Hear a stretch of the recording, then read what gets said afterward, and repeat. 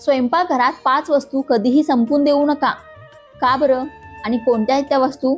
चला जाणून घेऊया. पण त्याआधी तुम्ही अजूनही या चॅनेलला सबस्क्राईब केलं नसेल तर चॅनेलला नक्की सबस्क्राईब करा. सगळ्यात पहिली वस्तू आहे ते म्हणजे मीठ. मिठाला 14वं रत्न म्हटलं जातं. मीठ नसेल तर आपलं जेवणच नाही तर जीवनही आळणे असतं. मिठाला माता लक्ष्मीचा भाऊ म्हटलं जातं. म्हणूनच स्वयंपाकघरामध्ये मीठ कधीही संपून देऊ नका. दुसरी वस्तू आहे दूध. दूध दुभत्यानं आपलं घर भरलेलं असावं असा आशीर्वाद आपल्याला दिला जातो. दूध सुद्धा तितकंच आवश्यक आहे आणि दूध संपणं सुद्धा घरामध्ये चांगलं मानलं जात नाही. म्हणून दूध सुद्धा घरात नेहमी असावं. त्यानंतरची तिसरी गोष्ट आहे हळद.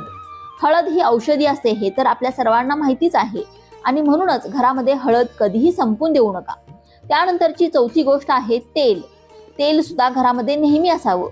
आणि 5वी गोष्ट आहे पीठ.